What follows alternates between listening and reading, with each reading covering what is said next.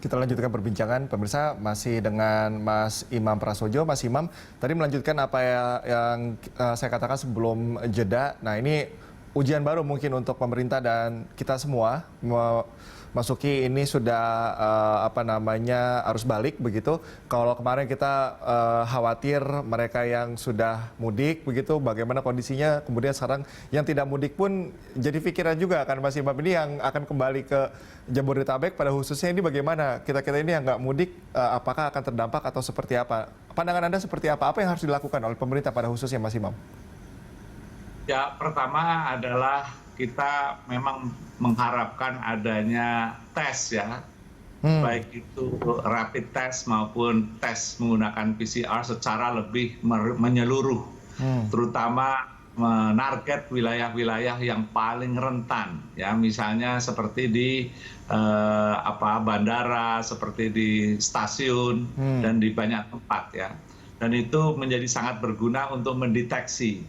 Nah pada saat yang sama terus kita harus juga menyiapkan ya upaya-upaya preventif lain ya, supaya penyebaran ini tidak terus kemudian meluas. Pada saat orang itu terdeteksi, itu harus terus dijaga betul, jangan sampai terus penularan itu menjadi meluas. Nah, betapapun kemarin secara umum kita melihat banyak sekali yang warga yang tertib ya, tetapi pasti juga ada bocor-bocor lah. Kemungkinan ada orang yang masih bahkan orang yang tanpa gejala ya, tidak terasa mereka bersentuhan, dan masih ada 1-2 orang yang bisa saja di dalam sebuah komunitas dia tetap berinteraksi dengan sesepuhnya, dengan kakeknya, dengan neneknya, dengan para sesepuh yang punya potensi menular.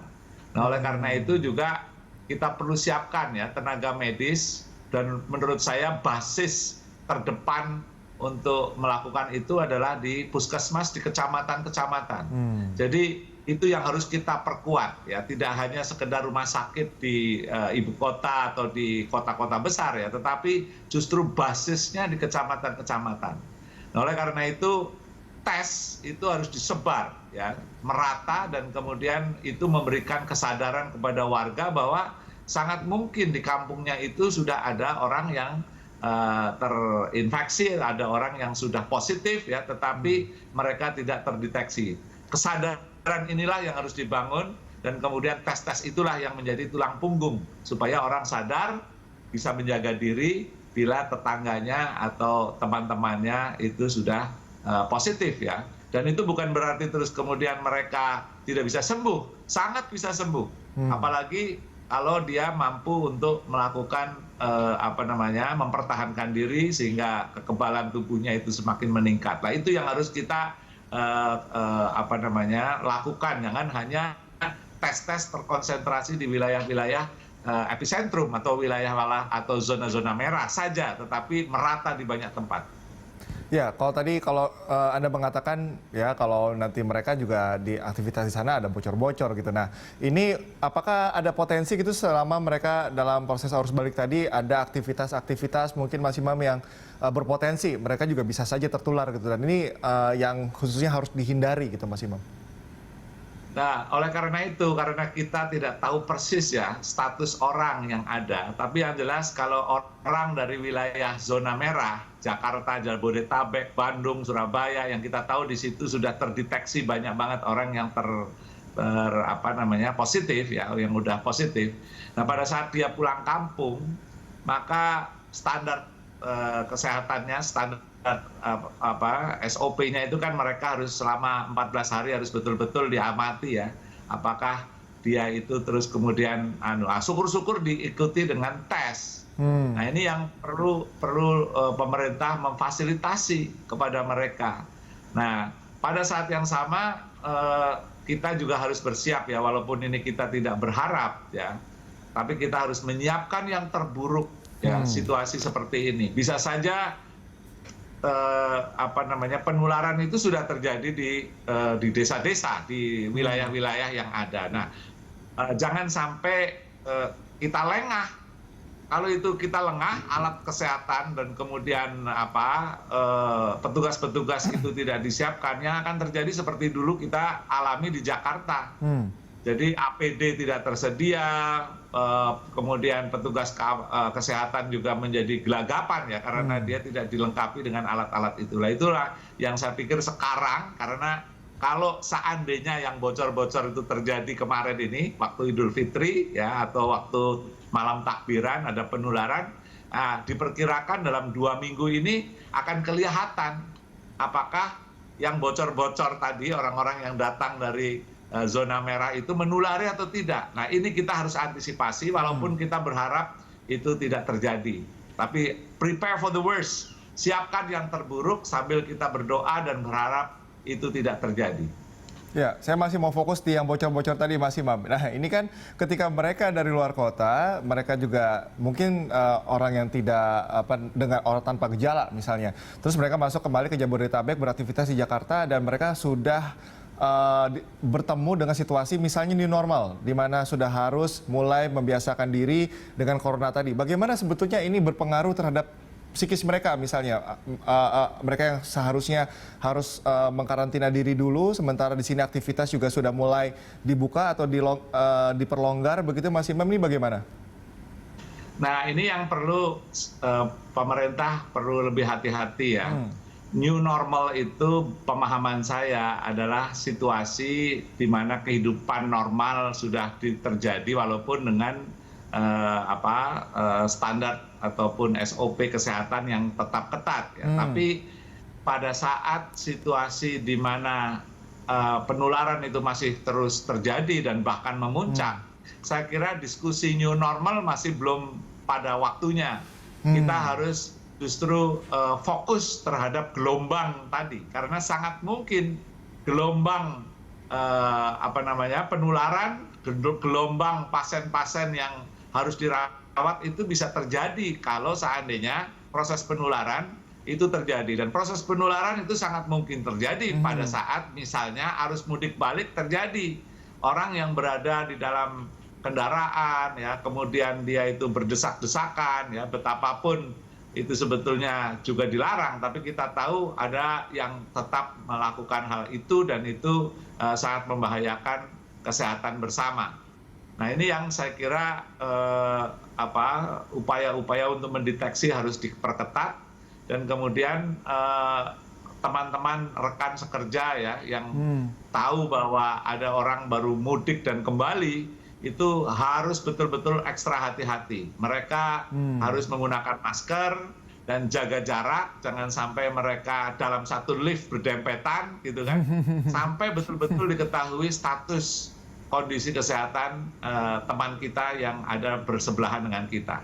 Nah, itu yang saya kira baik itu di kantor, ya misalnya ada asisten rumah tangga yang kemarin mudik dan balik, nah itu juga harus ada warning ya kepada orang-orang yang ada di rumah yang selama ini misalnya dengan susah payah sudah tinggal di rumah, menjaga diri dari interaksi dengan luar gitu, tetapi terus kemudian ada anggota keluarga yang kembali dan dia baru saja melakukan perjalanan yang bisa jadi itu terpapar ya selama melakukan perjalanan itu. Itu yang harus betul-betul hati-hati, karena kalau sekali saja tertular di dalam keluarga itu akan menjadi musibah yang saya kira akan sangat berat konsekuensinya.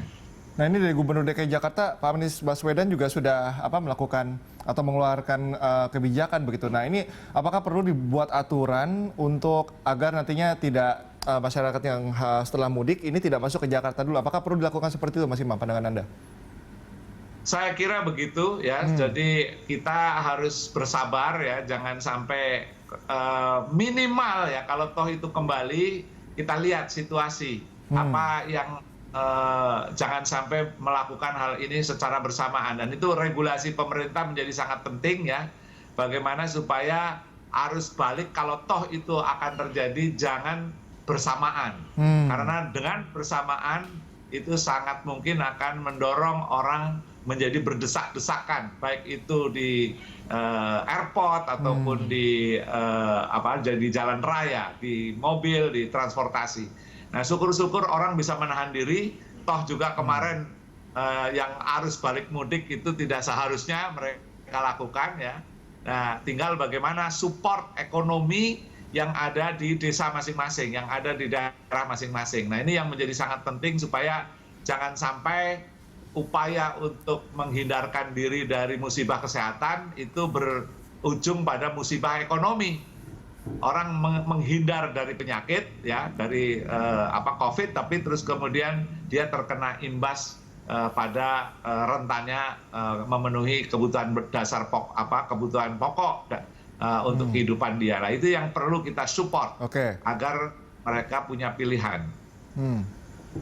Oke, Mas Imam, ini ada beberapa pihak mungkin ya yang mengusulkan agar pemerintah menjadikan masyarakat itu sebagai objek, bukan subjek dalam mencegah pandemi corona. Bagaimana membangun masyarakat ini sebagai objek? Menerjemahkan bahasa ini seperti apa dalam aspek sosiologis, Mas Imam? Saya kira Anda kebalik. Jadi masyarakat itu bukan objek, tapi harus menjadi subjek. Orang masyarakat itu harus tahu bahwa sebetulnya yang sekarang sedang terjadi itu bukan menyangkut kepentingan pemerintah, tetapi justru kepentingan kita semua, kepentingan kita sebagai pribadi, kita sebagai keluarga, dan kita sebagai masyarakat, sebagai komunitas. Kalau seandainya di dalam satu kapal misalnya, ya Anda bisa bayangkan dalam satu kapal ada yang tertular, ada yang positif COVID misalnya. Dan itu bukan menyangkut kesehatan orang yang bersangkutan saja, tetapi seluruh warga di kapal itu. Nah, oleh karena itu kita harus saling bahu-membahu ya untuk melakukan upaya-upaya pencegahan dan saling bahu-membahu untuk membantu di saat ada warga di sebelah kita itu mengalami kesulitan, apakah itu kesulitan kesehatan ataupun kesulitan ekonomi. Nah, inilah yang kesadaran kolektif seperti ini yang harus ditumbuhkan dan jangan mempertontonkan egoisme ya, hanya sekedar karena nafsu pribadi atau kemudian karena keinginan pribadi, kemudian dia tidak patuh. Saya menggunakan masker pada saat saya berada di tempat umum bukan karena saya saja, tapi saya menghormati kesehatan teman kita, menghormati orang lain yang kebetulan berpapasan dengan saya lindungi mereka dengan saya memakai masker. Jadi masker itu tidak hanya kepentingan pribadi, tetapi kepentingan orang lain yang kebetulan berdekatan dengan kita. Itu yang harus ditumbuhkan kesadaran sosial seperti itu. Mungkin kita tiba di pertanyaan terakhir dari saya untuk Mas Imam. Ini mungkin bisa lebih dikerucutkan lagi agar masyarakat ini memiliki kesadaran begitu, tidak perlu menunggu, karena kalau pemerintah memberikan himbauan ini sudah sering sekali, mungkin juru bicara Pak Ahmad Yuryanto juga sudah sering sekali memberikan himbauan-himbauan itu. Nah, bagaimana masyarakat ini bisa dikatakan auto sadar gitu bahwa mereka harus sama-sama melindungi agar tadi analogi kapal yang Mas Imam sebutkan betul-betul bisa berjalan ke tujuan kita bersama, tidak ada bocor, tidak karam begitu, Mas Imam? Ya, jadi sekarang secara metodologis mungkin harus dirubah sedikit ya, karena kemarin kita sangat terkesan bahwa himbauan ini sangat sentralistis. Tetapi sekarang sudah mulai tumbuh kesadaran kolektif yang ada di komunitas-komunitas. Nah, mari kita tumbuhkan pertahanan di tempat kita masing-masing, di RT, RW, kelurahan, kecamatan ya. Tidak hanya sekedar pemerintah kabupaten atau provinsi atau apalagi pusat.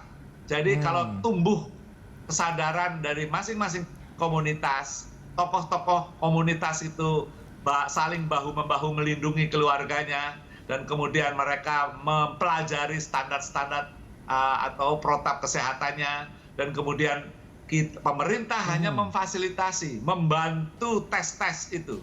Tes-tes, rapid test, PCR, itu betul-betul digelontorkan ke daerah-daerah. Jadi jangan tersentralisasi hanya di tempat-tempat seperti rumah sakit besar, tapi masukkan ke desa-desa. Nah, pada saat yang sama libatkan semua tokoh ya di dalam mengatasi masalah-masalah ekonomi yang terjadi di setiap komunitas. Jangan hanya bertumpu pada RT RW. Kasihan sekali Pak RT, Pak RW, Bu RT, Bu RW ya yang berjibaku hanya karena protapnya begitu. Jadi pemerintah ini seringkali tidak melirik tentang potensi-potensi social capital ya, modal-modal sosial yang tumbuh banyak di masyarakat kita. Nah, oleh karena itu banting setir, jangan diborong tanggung jawab ini hanya pemerintah pusat.